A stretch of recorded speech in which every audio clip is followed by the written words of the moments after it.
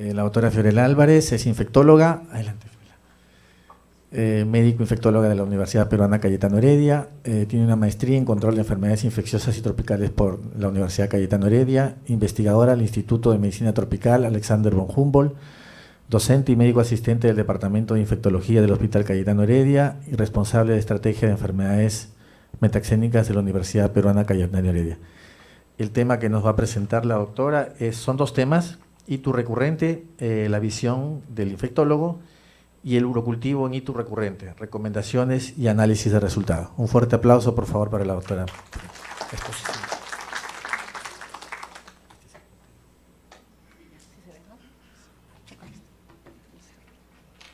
Buenos días a todos, gracias a los organizadores por la invitación y vamos a empezar.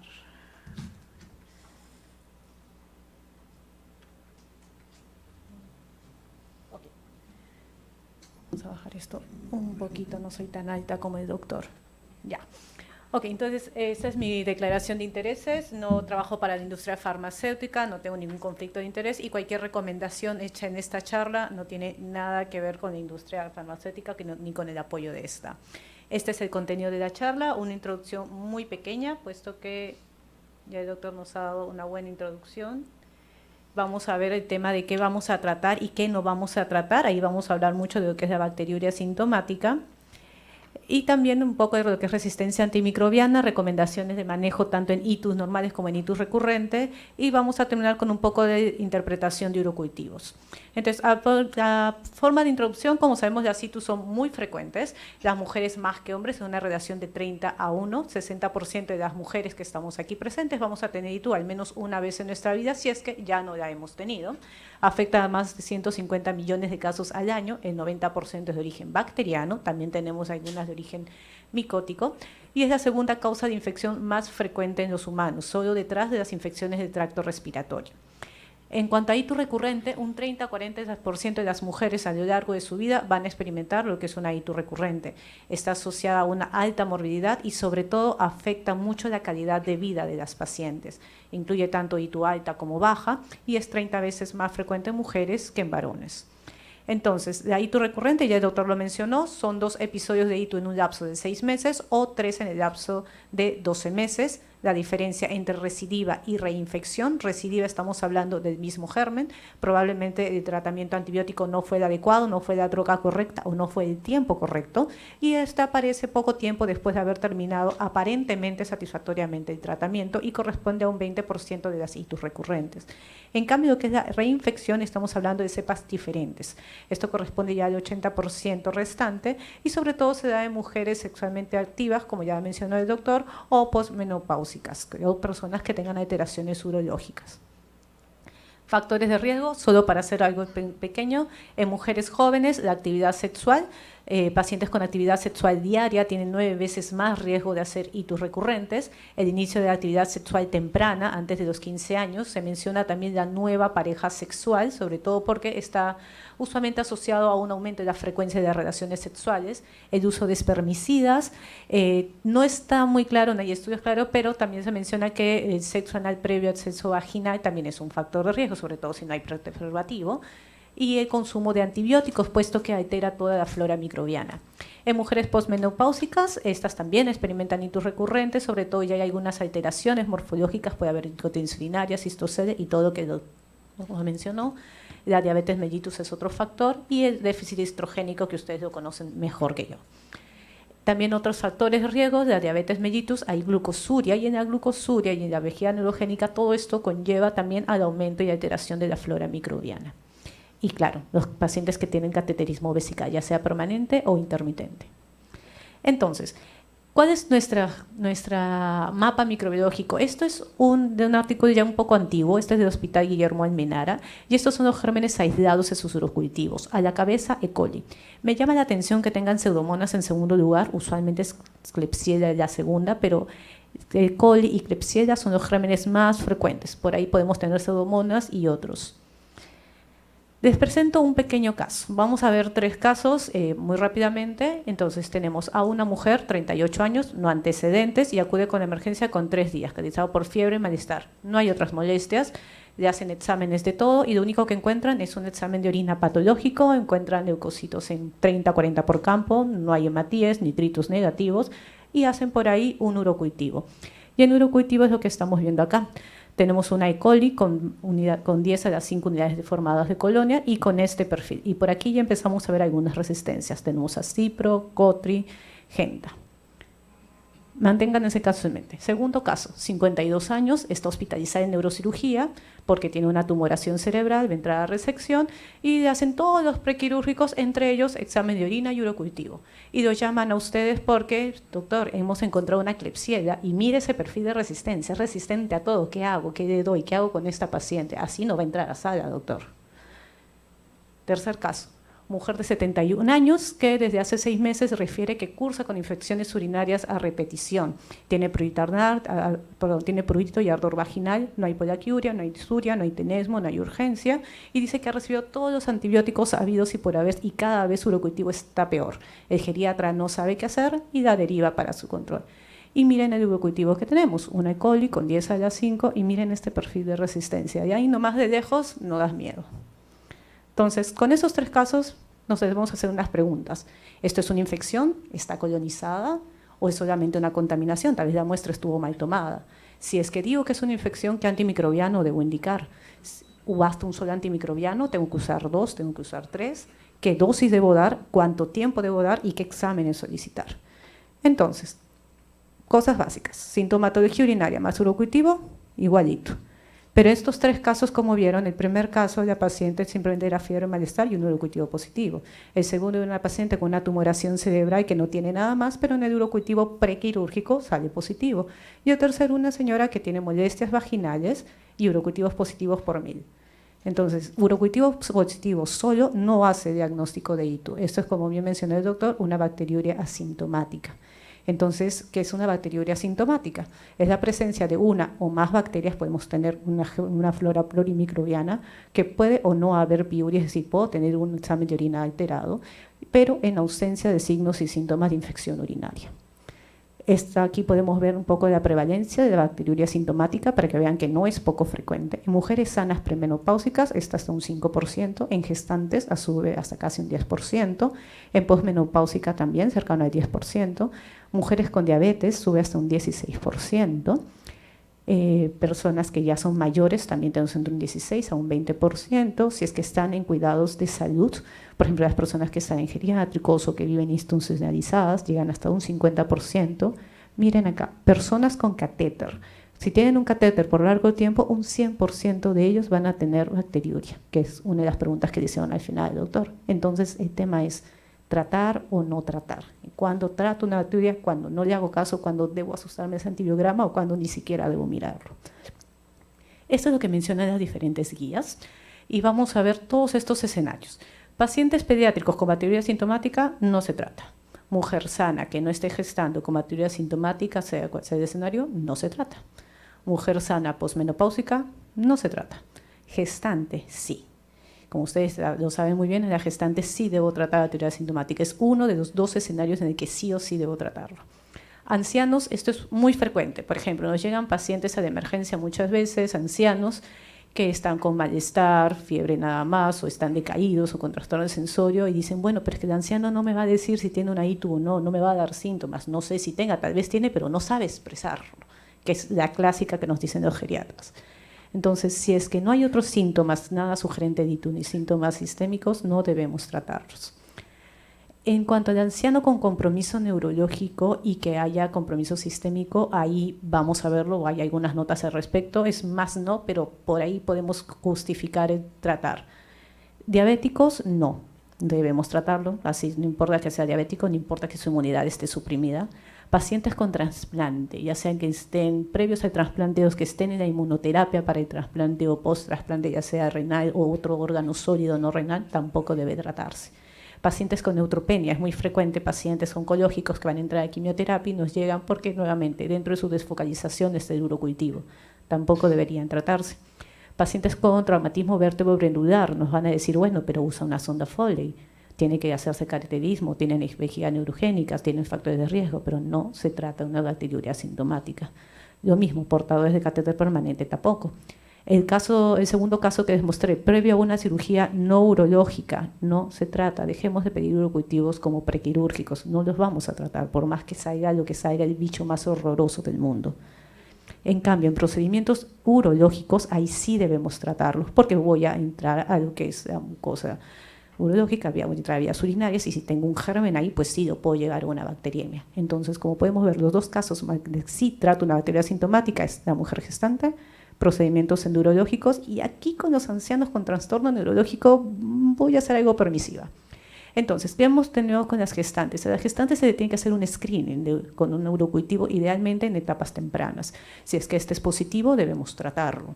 Si es que el tratamiento ha sido óptimo, la paciente está tranquila, o si es que el urocultivo inicial de screening fue negativo, no es necesario repetirlo más adelante durante la gestación. Perdón. Y el tratamiento se da entre 4 a 7 días, dependiendo de lo que hayáis dado. En los adultos mayores con trastorno neurológico, vamos a ver.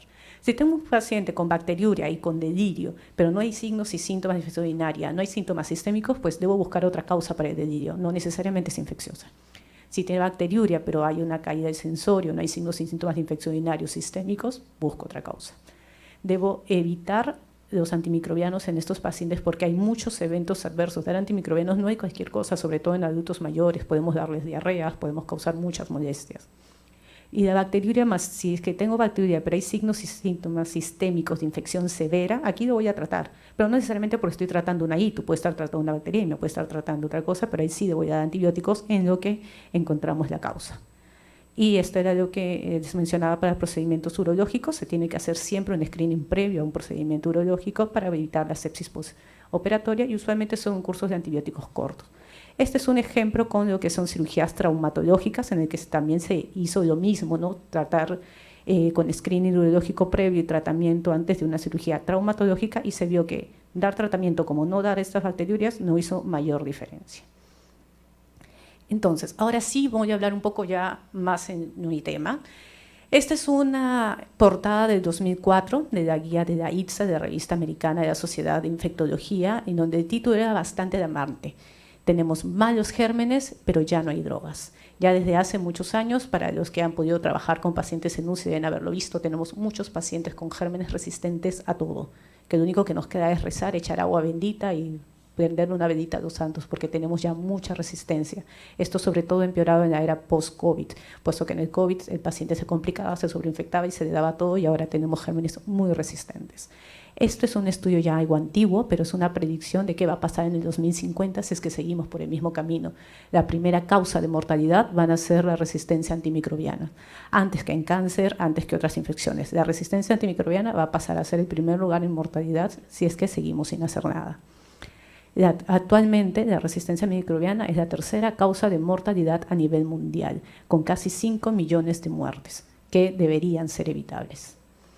Esto es un poco para ver cuál es pasado con las E. coli y del perfil de las resistencias. Recordamos que E. coli es el germen más prevalente en lo que son las ITUs. Esto es de 2020 y esto es del reporte de GLASS.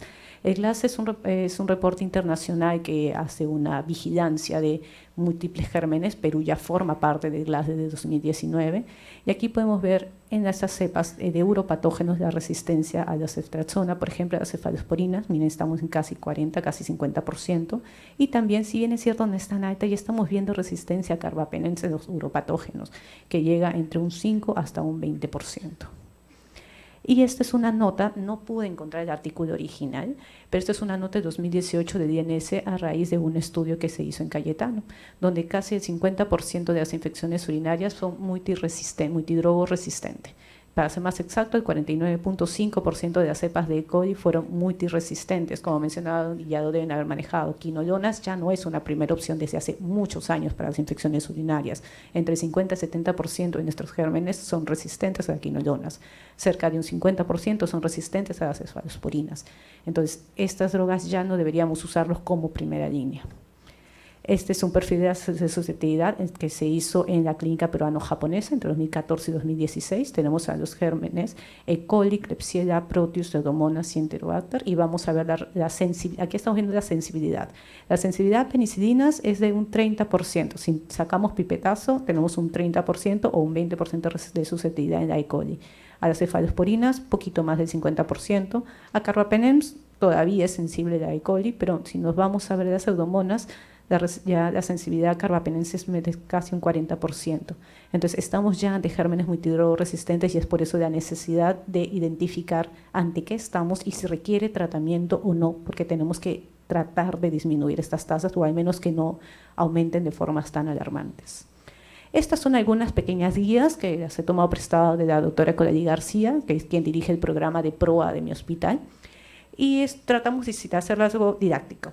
Entonces, aquí vamos a hablar un poquito de la teoría sintomática. Nos preguntan, el meropenem supuestamente tiene pacientes que tienen infección urinaria, pero realmente es bacteriuria. Lamentablemente es algo que se vio en nuestro hospital. Muchos pacientes que venían por cualquier otra cosa, como es parte de lo que piden o del checklist del residente para aceptar el ingreso en emergencia a tener un examen de orina, todo el que tenía examen de orina alterado se le hacía urocultivo y a todos le arrancaban meropenem, cuando venían tal vez por un ACV o por algo que no tenía nada que ver. Entonces, estas prácticas no deberían hacerse. Esta es acerca de la última guía de bacteriología sintomática de 2019, donde nos dicen que no debemos tomar cultivos de orina ni en diabéticos, ni en adultos mayores, ni en portadores de Foley, ni en los prequirúrgicos, excepto el urológico. El tomar urocultivo previo a estos pacientes es una práctica que debemos evitar. Entonces, ¿qué nos decían los residentes? A mí me han dicho que todo paciente tiene que entrar con examen de orina y si este está alterado, tengo que tomarle el cultivo, si no mi R superior no me acepta al paciente. Una práctica que lamentablemente aún se ve. A mí me enseñaron que los diabéticos sí se les daba tratamiento. Ahora, el paciente viene por otra causa, pero tiene leucocituria, pero no le di por eso, no. Yo chequeé sus laboratorios previos en el sistema y tenía un urocultivo previo positivo. Debe venir por lo mismo, aunque los síntomas sean diferentes. También nos dicen eso. Y de ahí, esta es clásica. Ok, viene por una ITU, lo traté. ¿Cuándo le hago el urocultivo control, doctora? Muchos tienen esta costumbre, cuando no debería hacerse un urocultivo control. Y por ahí dice, hay habido algunos escenarios en los que puede o no darse. Entonces, respuesta ante estos, no deberíamos hacer examen de orina urocultivo de patas, por así decirlo, a todos los pacientes. Anteriormente sí se recomendaba tratar bacterias asintomáticas en diabéticos, pero eso ya cambió. Si el paciente no tiene síntomas de ITU, pues no tiene ITU. No importa lo que salga del germen, no se trata. Y si el paciente ya curó clínicamente, traté bien a mi paciente, no debo hacer un urocultivo control, porque puede que siga siendo positivo y va a hacer que permanezca con antibióticos indeterminado tiempo. Y en casos de dudas, pues consultar al infectólogo. Como diría el profesor, tenemos que pensar un poquito en estos casos y evitar los problemas.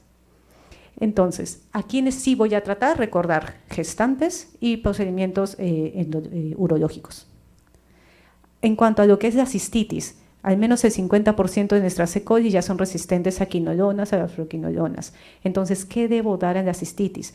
A pesar de los múltiples mecanismos de resistencia, nitrofurantoína sigue siendo una droga bastante noble, tiene muy poca resistencia. Entonces, si ustedes ven a un paciente con síntomas de cistitis, mientras toman el urocultivo, podemos ir arrancando nitrofurantoína con total tranquilidad como primera línea. Claro, salvo que estemos hablando de una gestante a término. ¿Y qué pasa con la pielonefritis? Nuevamente, meropenem sigue siendo la droga más usada, pero esto me está creando resistencia. Ya tenemos gérmenes resistentes a carbapenem, entre ellos la Klebsiella sobre todo. Entonces, no debemos usar siempre meropenem. ¿Cuál sería la primera opción? Si mi paciente con pielonefritis está estable, no tiene uso de antibiótico previo, podría ir con ceftriaxona o tal vez con un aminoglicósido, claro, siempre y cuando mi paciente no sea anciano, no tenga problemas óticos y no tenga problemas renales, ¿no? La función renal esté bien. Si mi paciente está estable, pero ha usado previo antibióticos, no puedo usar aminoglicósidos, puedo usar piperacillinato Suractam.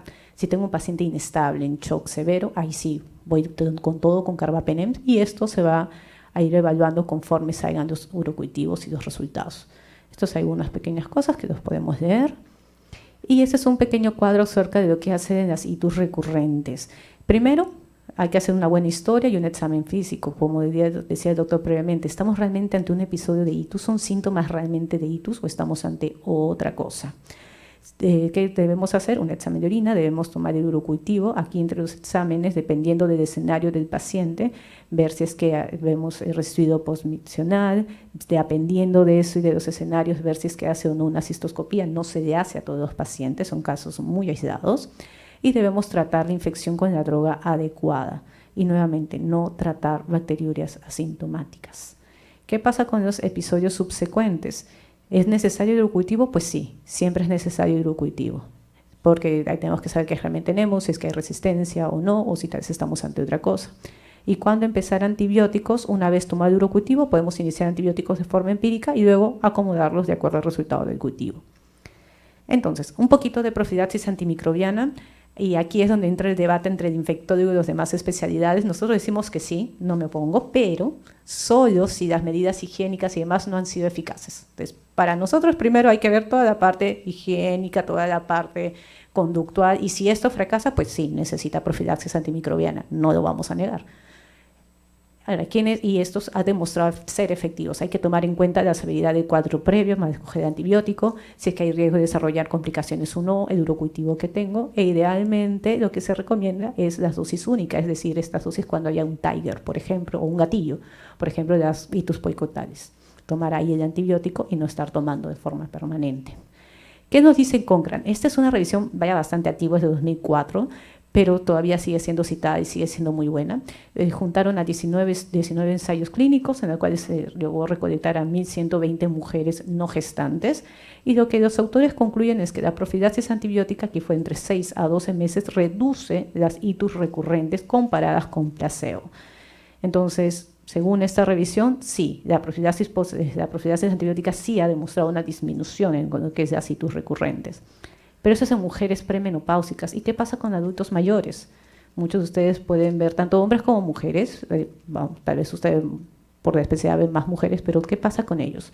Para ellos este estudio de antibiótico profiláctico para ver qué pasaba en las itus recurrentes en los adultos mayores. Fue un estudio de cohort, es un estudio retrospectivo, donde en la población lograron estudiar o recopilar los datos de casi 20.000 adultos mayores con itus recurrentes, con la definición tal cual, en los que se les daba profilaxis de al menos 3 meses con cualquiera de estas drogas, nitrofurantoína, cefalexina, trimestoprim. Y de ellos, 508 hombres, que eran el 12.6%, y 2.229 mujeres eran las que presentaban los que tuvieron este tratamiento. Entonces compararon y el control fue el que no haya usado profilaxis antibiótica. Entonces, de los casi 20.000 pacientes, esta suma que estamos hablando de casi 2.700 recibieron profilaxis, los demás no. Y el outcome era ver los episodios de itus, si hacían itus o no. Estas son la duración de tratamiento que recibieron y la droga. Como pueden ver, trimestoprim, nitrofurantoína, cefalexina. Aquí en la cabeza fue trimestoprim, casi el 50% de los pacientes que recibieron profilaxis fue con esta droga. Y las dosis, ¿no? La dosis adecuada fue casi el 50%, algunos recibieron dosis subóptima, otros recibieron más dosis de las que deberían haber recibido, y la duración del tratamiento más o menos fue más de 12 meses.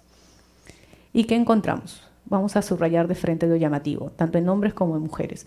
Tanto en hombres como en mujeres se redujo la recurrencia de infecciones y se redujo los episodios de infecciones urinarias. En hombres sí se pudo reducir lo que es la tasa de hospitalización con una P significativa y buenos intervalos, es decir, que este resultado es confiable. Y también se redujo en la necesidad de prescribir antibióticos por cualquier otra causa en general. Entonces, en adultos mayores el uso profiláctico de antibióticos también es productivo, también es eficaz. Y la pregunta es, ¿y cuál antibiótico uso? Hemos hablado de nitro, trimestoprim sulfa, cefalosporinas, hay varios. Entonces, aquí ese es un metaanálisis que hace una revisión de varios antibióticos. Primero, curso corto y curso prolongado. Hablamos de curso corto, por ejemplo, aquí lo vemos en los estudios de 7 días, 3 días, 14 días, y curso prolongado hablamos ya de más o menos 2 meses, 3 meses, hasta más. Por ejemplo, acá tenemos 12 meses, 1 año. Y en todos ellos este estudio fue hecho con nitrofurantoína, y en todos ellos podemos ver que tanto el uso corto como el uso prolongado favorece a la nitrofurantoína. Entonces, profilaxis antibiótica de itus recurrente con nitrofurantoína es mejor que el placebo. Ok, nitrofurantoína funciona, genial, pero ¿y qué tal va con los otros antibióticos? ¿Es mejor nitro o es mejor las otras opciones? Acá tenemos el uso de trimestoprim sulfa, las cefalosporinas, quinolonas. Y podemos ver que en todos, la verdad, no hay diferencia. Si bien en algunos, como por ejemplo la quinolonas, se va un poquito más hacia ellos, realmente todos pasan por la unidad. Por ende, no hay diferencia entre usar nitrofurantoína versus otros antibióticos. Por ende, va a depender de la paciente que tengo, va a depender de la edad, va a depender de sus usos, va a depender de otras cosas también. Estas son algunas recomendaciones. Esta es la recomendación de la guía de NICE, que es la británica, para la profilaxis en adultos de 16 años a más. La primera opción, aquí ellos siguen usando todavía trimetoprim-sulfa, y aquí entra lo que el doctor mencionó, tenemos que ver nuestro mapa microbiológico. Todos que estamos en un hospital deberíamos pedir epidemiología, cuáles son los patógenos que más tenemos y la sensibilidad que más tenemos. Trimetoprim-sulfa en Cayetano todavía es sensible, no mucho, pero es una opción, pero igual la reservamos, tratamos de no usarla mucho. Y nitrofurantoína, pues no, a la cabeza, con las dosis que hemos visto, 100 miligramos como dosis única después de un Tiger o 50 a 100 miligramos de forma permanente en la noche. La pregunta, ¿cuánto tiempo? Solamente recomendamos entre 3 a 6 meses y va a depender de cómo se comporta el paciente, cuántos episodios tenga o no tenga, para ver en qué momento decimos que ya podemos parar. Entonces, avisos importantes, el antibiótico no es la panacea. Hay que tener en cuenta que hay diarrea asociada a antibiótico que se presenta entre el 2 al 25% de los pacientes, sobre todo en adultos mayores. Hay que tener cuidado con nitrofurantoína. Por ejemplo, si es un paciente que hace itus recurrentes, pero me hace pielonefritis, no le voy a dar nitrofurantoína, porque nitrofurantoína no llega a riñón. Nitrofurantoína es genial para la cistitis, pero en una pielo no tiene nada que hacer. O si es que ya hay compromiso de la función renal, tampoco puedo dar nitrofurantoína. Y sobre todo esto, no usar en las últimas semanas del embarazo porque puede causar hemólisis neonatal. El trimetoprim-sulfa, ojo, puede ser teratogénico. Si bien en algunos casos especiales, como los pacientes con VIH, se usa, lo ideal es tratar de evitarlo. Ahora, un poquito de antibiográmenos urocultivos. He tratado de conseguir algunos casos representativos. Algo chiquito para entender lo que son las beta-lactamasas. Los gérmenes de los uropatógenos usualmente son gram negativos. Los gram negativos tienen amplios mecanismos de resistencias. Las beta-lactamasas son enzimas que van a hidrolizar o destruir, por así decirlo, mi droga o mi fármaco, que usualmente son beta-lactámicos. Por eso son las beta-lactamasas. Y acá tenemos las diferentes familias de beta-lactámicos. Tenemos desde lo más pollito, por así decirlo, hasta el master, que vendría a ser el carbapenem. Tenemos a penicilinas, cefalosporinas de primera, de segunda, tercera, cuarta, antibióticos con inhibidores de beta-lactamasas como el piperacillin, tazobactam, astrionam y los carbapenem como último recurso dentro de las beta-lactamasas. Las penicilinasas pues inhiben penicilinas. Tenemos lo que son algunas penicilinasas de aspecto extendido que cogen cefalosporinas, las AMC, que cogen a todas las cefalosporinas, excepto los de cuarta, pero también inhiben a los inhibidores de beta-lactamasas e inhiben astrionam, y las famosas BLE, que inhiben a cefalosporinas de primera, de segunda, de tercera, de cuarta, cubren a la astrionam también, inhiben a astrionam, pero son sensibles a carbapenem. La diferencia entre la APC y las BLE es esto, la sensibilidad a cefalosporinas por parte de las BLE y sensibilidad de las cefalosporinas de cuarta por parte de AMC. Tenemos ahora los productores de carbapenemasas que me inhiben todo, incluyendo carbapenem. Y ahí ya tenemos algunas más. Entonces, con esto empezamos. Nuevamente, es el mismo caso que les presenté, pero ahora sí les hemos dado síntomas urinarios. Tiene un PPD positivo, está con fiebre, está con malestar, es una pielonefritis. Este es el urocultivo. ¿Qué hago aquí? Aquí hay una pequeña guía de cómo debemos interpretar los gérmenes gram negativos. Primero, fijémonos en cefalofosforina de terceras. ¿A la cabeza quién? Ceftriaxona. Buscamos ceftriaxona, sensible. Genial. Ahí quedó. Voy con ceftriaxona, es un buen antibiótico, le va a ir bien, lo va a cubrir bien. Con este caso no tengo mayor problema. Si vemos, tiene bastante sensibilidad, es solamente resistente a cipro, que es lo que ya hemos visto, ya más del 50% resistente a quinolonas, esos son otros mecanismos, y también resistente a trimethoprim, que es lo que estaban mencionando. Este es el segundo caso de adulta mayor, esta es diabética, tiene sonda Foley, tiene 3 episodios de ictus en los últimos 8 meses, con síntomas, con todo, y ahora entra por una sepsis focourinaria, tiene fiebre, tiene PPD, tiene piuria. Tomamos un urocultivo y hemos iniciado el antibiótico. Como está tan mal esta paciente, no voy a esperar el urocultivo actual, vamos a usar el urocultivo previo. Y tenemos este germen. Nuevamente nuestra guía. Veamos, cefalosporinas de tercera, está acá, resistente. Ok, no puedo usarlas. ¿Qué sigue? Cefoxitima. Vamos a cefoxitima. Aquí está, resistente. Vamos a cuarta generación, cefepime, que debe estar por aquí. Sí, resistente. Inhibidores de beta-lactamasas, no me ha puesto ninguna por acá, pero vamos a decir que es resistente. Vamos a nuestra última opción, carbapenem. Genial, respiro un poquito, es sensible a mero y imipenem. Entonces, en este caso, la opción para esta paciente va a ser carbapenem. Vamos a hablar un poquito de las BLE, porque esta de aquí es la conocida como E. coli BLE, que el BLE que habíamos mencionado, que es resistente a cefalosporinas, es resistente a astrionam, es resistente a otros gérmenes, pero me quedan los carbapenems como primera opción.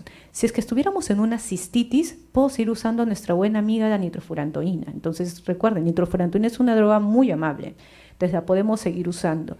Pero en este caso, como estamos hablando de pielonefritis, nuestra primera opción van a ser los carbapenems.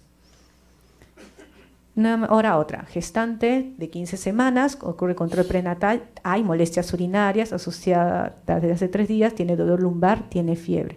Se aísla este germen, una Klebsiella aerógenes, no es muy frecuente.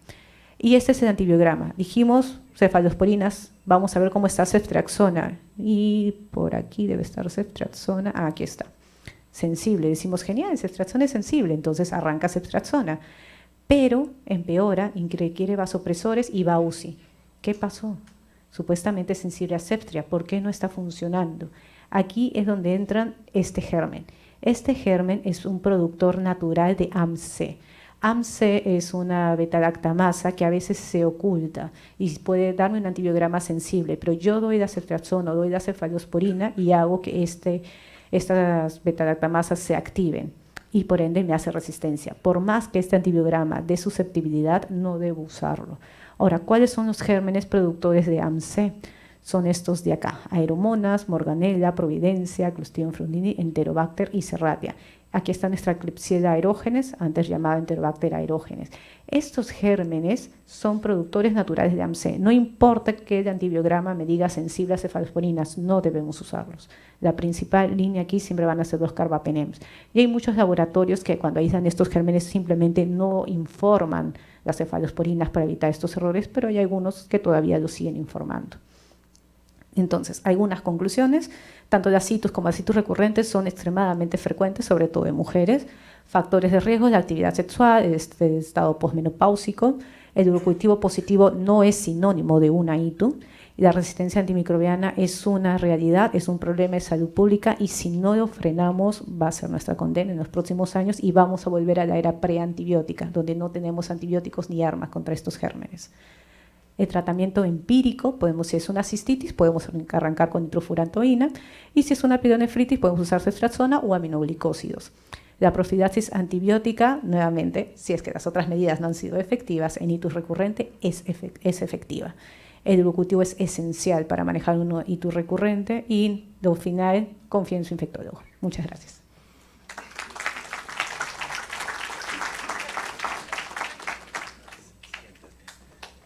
Muchas gracias, Fiorella. Tenemos algunas preguntas. La primera es: ¿cuándo se habla de multidrogo resistente en itus recurrente? Ya, el término multidrogo resistente no está necesariamente asociado a itus recurrente, simplemente el perfil del germen. Hay diferentes nomenclaturas, pero ya hablamos de multidrogo resistente si es que tengo resistencia al menos a 3 familias de antimicrobianos. Por ejemplo, los BLES usualmente son multidrogo resistentes, los productos de carbapenemasas también. Ahora existe un término que es TDR, si no me equivoco, porque es de un germen de difícil manejo o difícil de tratar, que habla, por ejemplo, no sé si algunos han visto alguna vez al Acinetobacter. Acinetobacter es un gran negativo muy frecuente en UCI, que sus resistencias son terribles, prácticamente son resistentes a todo y solo nos quedan colistinas. Entonces, basta que sea resistente a 3 familias diferentes y en cada familia al menos 2 drogas para ya llamarlo multidrogo resistente. ¿Qué opinas sobre el uso de fosfomicina en ITU sintomática? Fosfomicina es una buena opción. No es una droga que no se usa mucho, es algo antigua, pero es una muy buena opción porque nos cubre a muchos gérmenes y tiene cobertura incluso para productores de carbapenemasas. Entonces, si tienen a una paciente que esté hemodinámicamente estable, pero sí tiene una itus sintomática y tienen un antibiograma, donde, por ejemplo, no sé, una mujer de 71 años diabética con compromiso renal, que su germen es una BLE, pero entonces ya sabemos que es resistente a cefalosporinas, no voy a usar ceftriaxona. En ella, que es anciana con diabetes y con compromiso renal, no voy a usar un aminoglicósido, pero la señora no está tan mal como para hospitalizarla y con todo lo que ello conlleva. Por ejemplo, en ese caso, la fosfomicina es una muy buena opción. Podemos darle 3 dosis interdiarias y es una muy buena opción, cubre muy bien también riñones y es muy, muy buena. O sea, sí es una droga que deberíamos usar, no usarla diestra y siniestra, pero sí separarla para estos casos, porque es ambulatoria, es fácil, no es muy barata, pero si comparamos esto con lo que es una hospitalización, definitivamente es mejor. Preguntan, ¿Qué profilaxis antibiótica se utilizaría para pacientes con antecedentes de ITU recurrente asociadas a pielonefritis en gestantes? En la gestante no es tanto una profilaxis. La profilaxis en gestante sí o sí tiene que estar asociada a lo que vendría a ser el antibiograma y es complicado. En las gestantes es un caso totalmente aparte, porque si estamos hablando de pielonefritis, pues nitro no voy a usar, ya sabemos que no llega. Aminoglicósidos en la gestación no debería usarlos tampoco. Lo más probable es que sea resistente a quinolonas, entonces aquí con la gestante es un manejo aparte, es darle el tratamiento de acuerdo al antibiograma que tiene actualmente. En ella sí voy a repetir un urocultivo porque ya sé que tiene varios episodios y tratar todos los episodios que ella tenga. Y claro, hacer todas las medidas higiénicas y de conductuales que debe admitir esta paciente. Y si es resistente a nitrofurantoína, quinolonas y sulfas, ¿qué uso como profilaxis? Es una buena pregunta. Ahí penicilinas ya no, probablemente ya sea resistente a penicilinas, trimestoprim tampoco está. Ahí va a tener que ser individualizado de acuerdo al antibiograma del paciente. Todo va a depender de eso. En su experiencia, preguntan si hay relación entre bacteriuria asintomática recurrente en gestante y sepsis neonatal. Depende. Lo que sí se ha visto y lo que sí hay relación es que esta bacteria asintomática lo que usualmente hace es que progresa posteriormente a una ITU, a una pielonefritis y a una sepsis en la gestante. Lo que se ha visto asociado a lo que vendría a ser una sepsis neonatal es más que todo la colonización vaginal de estreptococos del grupo B. Entonces, eso sí está asociado a una sepsis neonatal, no tanto la bacteriuria asintomática. La bacteriuria asintomática lo tratamos porque va a progresar a una pielonefritis, porque va a progresar una sepsis en la madre y va a asociarse a posible óbito o aborto, pero no tanto a sepsis neonatal. Ahí sí tenemos que ver la colonización vaginal por estreptococo. En caso de paciente adulto mayor con tratamiento inmunosupresor por enfermedad autoinmune, con cultivo positivo y asintomático, ¿tampoco indicaría tratamiento? No se trata. Tampoco. ¿Fosfomicina en gestantes? No lo he usado, sinceramente. No he tenido la necesidad. Tendría que revisar el perfil de seguridad en la gestación. Ahorita no lo conozco, no puedo dar esa respuesta. Otra pregunta. ¿Por qué si pacientes trasplantados llevan un tratamiento inmunosupresor, no usar antibiótico en bacteriuria asintomática? Porque la bacteriuria no ha sido asociada a falla de trasplante. Lo que sí se ha asociado, y ahí sí debemos dar cuenta, y es una buena pregunta, es la candidiuria. No sé si vieron alguno de los urocultivos, uno de ellos tenía una cándida, se me pasó a mencionarlo. La candidiuria usualmente nunca la tratamos porque es un colonizante natural, siempre está ahí. Entonces cada vez que nos interconsulta porque tiene una ITU por una cándida, no se hace nada, excepto este caso. El post-trasplantado renal, la presencia de candidiuria sí se ha asociado a dehiscencia de puntos de anastomosis y a pérdida de trasplante. Solo en ese caso lo trataríamos, pero las bacteriurias bacterianas no se asocian a ningún inconveniente. En gestantes de tercer trimestre que son alérgicas a cefalosporinas, ¿qué opción tengo para tratar? Contar las semanas, si estamos todavía en las 32, 30 todavía, puedo usar nitro, que es una buena opción. Si no, ya podríamos, no es muy seguro, pero podemos usar también algunos aminoglicósidos. Ya el bebé ya está formado, ya no hay mayor riesgo ahí. ¿Y me dijiste resistente a quinolonas? Cefalosporinas. Cefalosporinas. Quinolonas debería evitarlas. Vamos, si no me queda de otra, pues carbapenems. La gestante es un mundo aparte, con ellas son todo diferente. En profilaxis preoperatoria ginecológica, ¿qué antibiótico sería ideal? Ninguno. Al menos no para una bacteriuria. Le pueden poner su cefalosporina 30 minutos antes de cirugía, como toda profilaxis de toda cirugía, pero no una bacteriuria. ¿Cómo evaluar si un urocultivo es adecuado? Ya. Tenemos que ver el conteo de colonias, tienen que ser realmente más de 10 a las 5 y tiene que ver mucho la técnica, como explicarle bien pues, a la paciente o al paciente, ¿no? La limpieza previa del introito vaginal, de tomar solo el chorro medio, pero es importante hacer el conteo de colonias. Usualmente cuando vemos muchos gérmenes o ya el laboratorio nos indica que es una flora polimicrobiana, ya por ahí nos estamos dando cuenta de que puede haber contaminación. Y obviamente hacer correlación clínica con el paciente. Por ejemplo, si tengo un paciente que está en sepsis, pero tengo en el hemocultivo me sale un germen sensible y en la orina me sale un germen resistente, pues le voy a hacer más caso al hemocultivo que al urocultivo. No va a depender de la clínica. Hay pacientes que tienen síntomas de infección urinaria y ya vienen con automedicación y continúan con síntomas. ¿En cuánto tiempo pedirle un urocultivo para un tratamiento más específico? Ya, si es que no, ahí si es que ya estuvo recibiendo y no entiendo que no tiene un urocultivo basal y estamos definiendo que efectivamente es una ITU, ahí mismo le podemos pedir el urocultivo y el antibiograma. Algunos laboratorios pueden hacer el removedor de antibióticos, pero usualmente cuando están fallando es porque el germen es resistente y por ende el antibiótico que está tomando no va a interferir con mi urocultivo. Entonces sí suelo aislar al germen. Paciente con uso de catéter ureteral por estenosis ureteral. Actualmente sin catéter, pero presenta síntomas urinarios y urocultivos positivos a repetición. ¿Cuál sería el manejo? Nuevamente, definir si es que es una infección urinaria o todos síntomas de la uropatía que tiene. Si es que definimos que es una ITU, pues tratar al germen que tenemos. Todo va a ser dependiendo del urocultivo. Por ende, hay la importancia de tomar los urocultivos.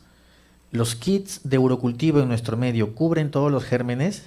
Sí, la mayoría cubren todos los gérmenes. Ya se están haciendo la identificación de los gérmenes resistentes a carbapenems, lo que no todos los hospitales tienen, porque cuando hablamos de resistencia a carbapenem, saber qué tipo de carbapenemasa tengo, eso no lo tienen todos los hospitales, sería lo ideal para ya ver qué antibiótico dar. Aquí estamos hablando de ceftriaxona, de drogas como ceftavibactam y otras de mayor cobertura, pero al menos con identificar que hay una carbapenemasa nos ayuda bastante.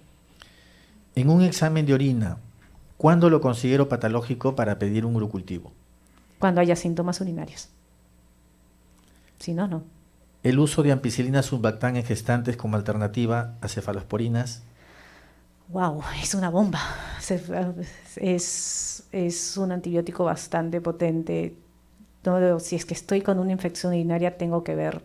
Usualmente profilaxis en las gestantes no lo hacemos. Si es que hay infección, tratarla y tratarla todas las veces que se presente.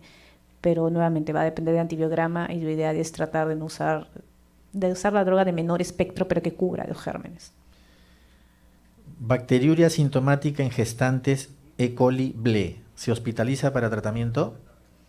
No voy a tener otra opción. A ella no le voy a dar quinolonas, no le voy a dar cefalosporinas porque es una BLE. Si es que está en primero o segundo trimestre, sí le puedo dar tranquilamente nitrofurantoína y no hospitalizarla, pero si estoy en las últimas semanas, sí, tendría que hospitalizarla.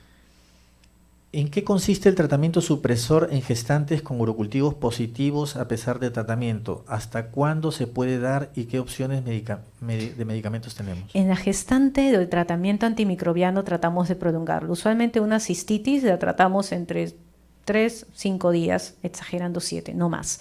Una pielonefritis o una ITU complicada la podemos tratar entre 7 a 14 días, salvo que no estemos hablando de un absceso renal, que ahí todo cambia. En la gestante sí tratamos de darle un tratamiento más prolongado, por lo menos 7 días, entre 7 a 10 días. Debemos ver la clínica, esperar unos 5 días desde que terminó el tratamiento para recién pedir el urocultivo control.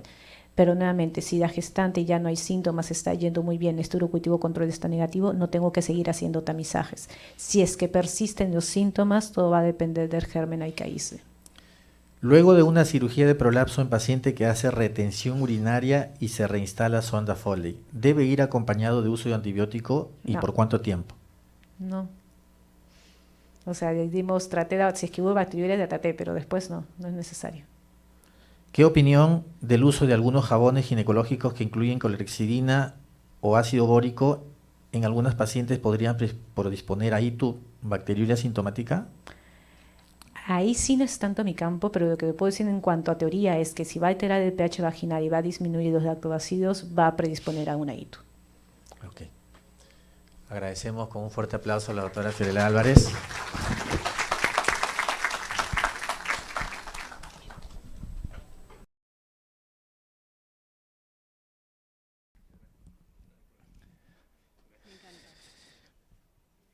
Bien, doctores, a pesar de nuestra